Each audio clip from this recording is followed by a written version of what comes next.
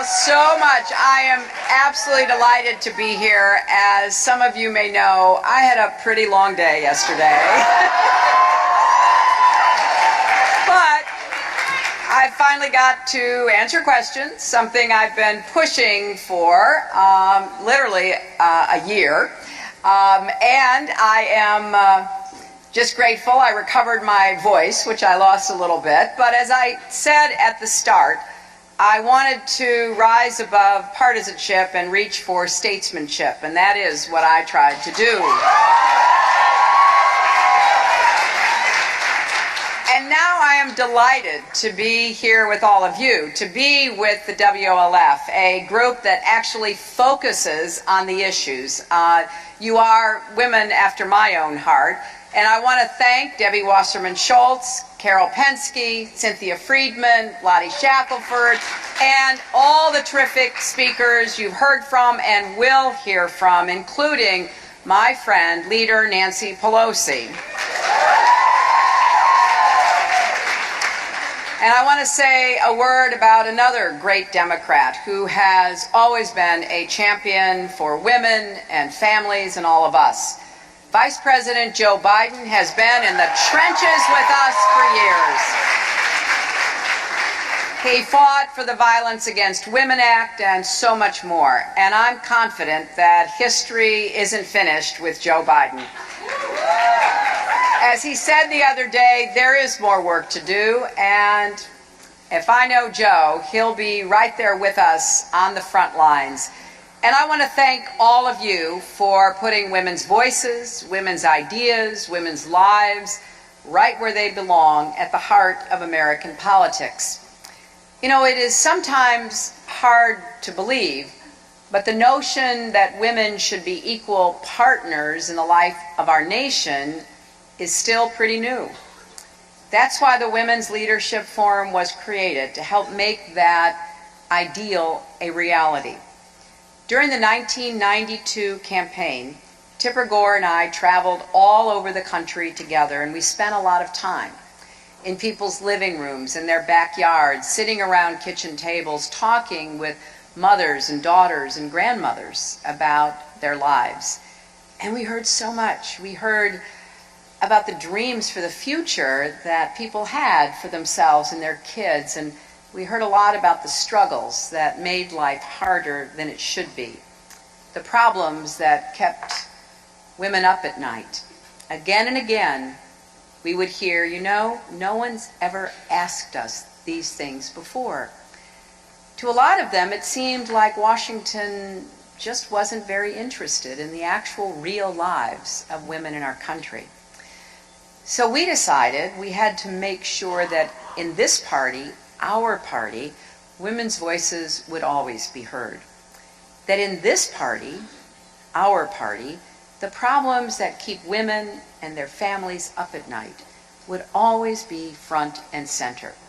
And we wanted to bring more women into the electoral process as voters and advocates, as organizers, fundraisers, candidates, and elected officials, because we know women are half the country, indeed slightly more, half the planet, and more than half the Democratic Party. So if we want to make sure that women and families are better represented in politics, we need to get more of us involved in politics at every level. As we like to say, when women lead, families succeed. And now, 22 years later, women are a greater force in politics here in our country than ever before. We are voting in greater numbers. Increasingly, we are the decisive voters in national elections. More women are serving at high levels of government. There are not one, not two, but 3 women on the Supreme Court. And the number of women who have served in the Senate and the House has grown exponentially. And now, of course, another presidential election season has begun. And I'm doing everything I can to make sure that the issues that matter most to women and families are front and center in this race. I started my campaign last spring doing the same thing that I did all those years ago when I ran for the Senate, traveling across the country, visiting people's homes and schools and businesses, and actually listening as they told me about their lives, the good and the bad, the hard. It was an amazing and humbling experience. If you find the time and space to give people a chance to talk to you instead of you talking at them, they'll share what's in their hearts and in their hopes. Now, many families do feel that things are a lot better for them, and they give credit, as they should, to President Obama and his administration. And I believe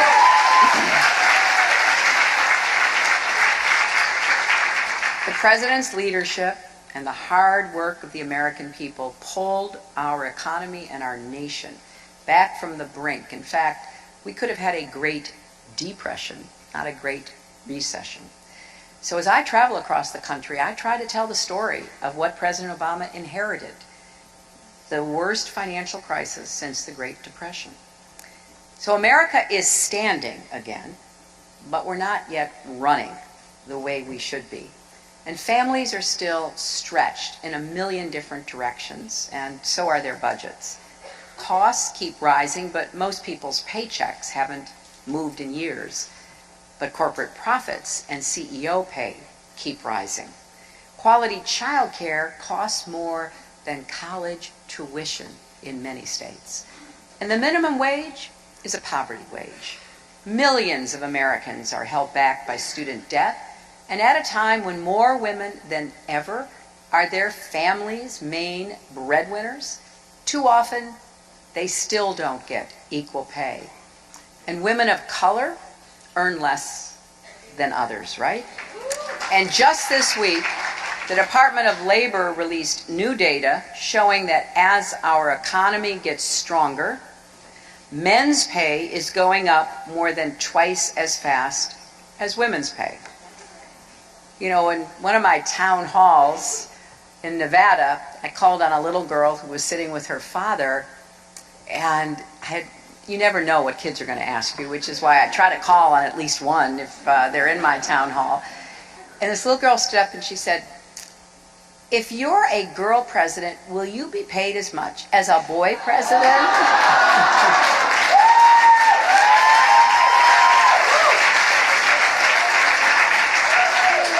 I said, "Well, I think so.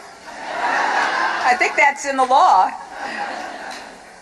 But I think of the single mom I met who's juggling a job and classes at a community college while raising her 3 kids on her own. She's doing what she has to give her children a better life, and she doesn't expect anything to come easy. But she asked me, "Isn't there anything we can do so it doesn't have to be quite so hard?" I think of the student who told me that paying for college shouldn't be the hardest thing about going to college. Or the man I met whose mother has Alzheimer's. He's a teacher. He can't afford a full-time caretaker for her. He can't quit his job or he wouldn't be able to support her. So you know what he does? He brings her to work with him. There's nothing else he can think of to do, and he told me this with so much sadness because this is not what he pictured for his mother's golden years. And it's not just women taking care of aging parents. It is, like this young man, men too. All of our caretakers deserve a lot more support.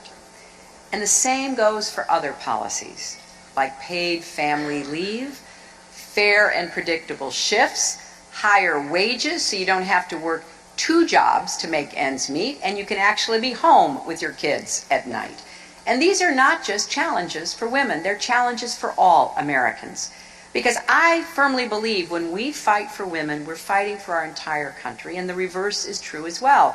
When we fight to make America fairer, stronger, and more prosperous, we are also fighting for women. when we fight to make college more affordable and student debt less punishing, or to hold corporations accountable when they gouge us on drug prices or pollute our environment or exploit workers, that's fighting for women and men and fighting for America. And when we fight to create a pathway to citizenship for millions of immigrants, or to make Social Security even stronger, or to protect and improve the Affordable Care Act, because everyone deserves access to quality, affordable care. And yes, that access should include basics like reproductive care, including birth control and pre- and postnatal care and cancer screenings. That's why we have to defend Planned Parenthood against the attacks that are being waged. When we fight to protect the equal rights of all our people, no matter what they look like or who they love, and when we fight to stop the epidemic of gun violence that's claiming innocent lives every single day in every corner of our country, that's fighting for women and men and fighting for America. You know, I've been told to stop, and I quote, shouting about gun violence. Well, first of all, I'm not shouting. It's just when women talk, some people think we're shouting.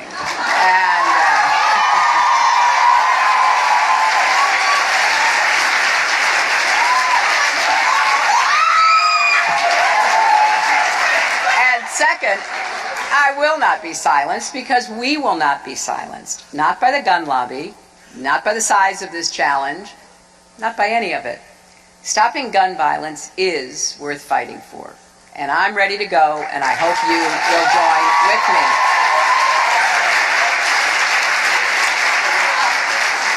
Now, none of these fights are new to me, and I know they aren't new to many of you, but we do have our work cut out for us, because there are so many people with a very different vision for our country. And they will say, do, and spend whatever it takes to advance their out-of-touch, out-of-date agenda. For people who say they hate big government, Republicans sure spend a lot of time trying to restrict women's reproductive health and reproductive rights. After my experience yesterday, I am just amazed that they are even talking about setting up another special investigative committee, this time to investigate Planned Parenthood. And I think we all know by now that's just code for a partisan witch hunt. Haven't we seen enough of that? I'd like those Republican candidates who are advocating against Planned Parenthood to meet the mom who caught her cancer early thanks to a screening at Planned Parenthood, or the young woman who avoided an unintended pregnancy because she did have access to birth control. Now, I know that when I talk like this, Republicans will say, I'm playing the gender card. Well, you know what? Here's what I say. If calling for equal pay and paid leave and women's health is playing the gender card, then deal me in.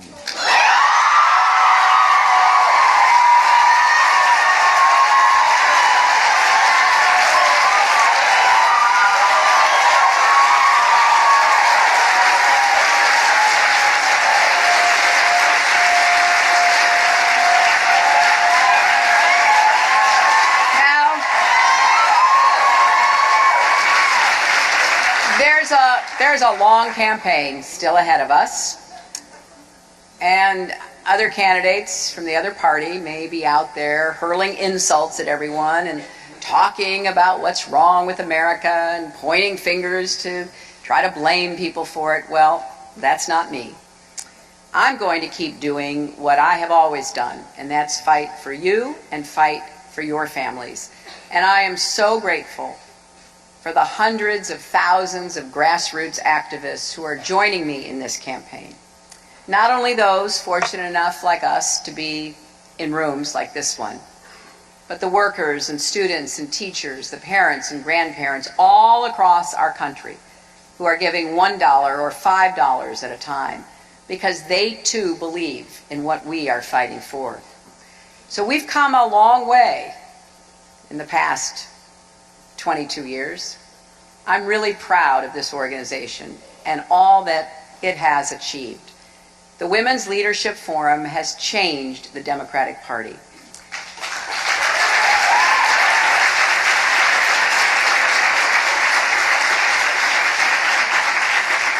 You've changed it for the better.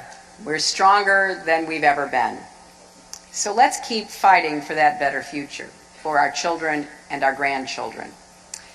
Now, as some of you, I'm sure know, I have the most amazing, extraordinary granddaughter. And she really does keep me going, and thankfully, my daughter and wonderful son-in-law send me little videos and little pictures, which have been a great boost along the campaign trail. And I think a lot about her future. I think about what kind of opportunities she'll have. But I also think about what kind of opportunities all the children of America will have. What kind of country will she become an adult in?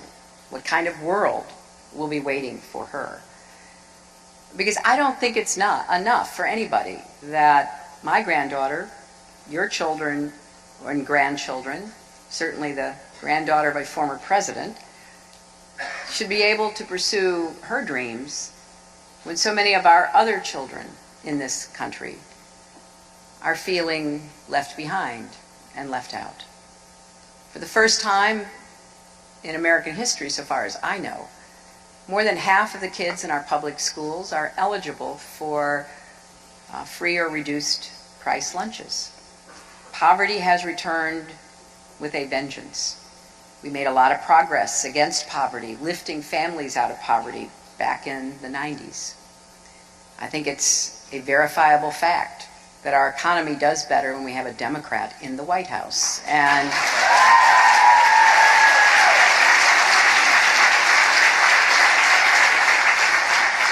both my husband and President Obama inherited economic challenges from their Republican predecessors. Both worked hard. With my husband, it was dealing with an economy that wasn't growing fast enough, but then took off, 23 million new jobs, and incomes rising at every part of our economy, top, middle, working, low income people. All were doing better. We handed over a balanced budget and a surplus to the incoming Republican administration, and they squandered it all. Not only did they cut taxes dramatically on the wealthy, but they basically got out of the way of corporations. They took their eye off the financial markets. They didn't pay a penny for the wars that they waged. And you know what happened. And it took another Democratic president, who you will hear from later today, to come in and accept the responsibility, which he did, to try to repair the damage that had been done. Now, everything I've talked about before, all of our rights, all of our hopes, will be at risk if the Republicans once again are successful in making the same argument they always make. It's discredited, it doesn't work, but that doesn't stop them. They'll be back talking about cutting taxes on the wealthy, getting out of the way of corporations. We know what that leads to. Increasing inequality, exploitation of workers, pollution of our environment, denial of climate change, refusal to move into the 21st century with clean, renewable energy, a failure to provide early childhood education and universal pre-kindergarten so every kid has a chance to get ahead. You can listen to their debates for hours, and unfortunately, some of us have to.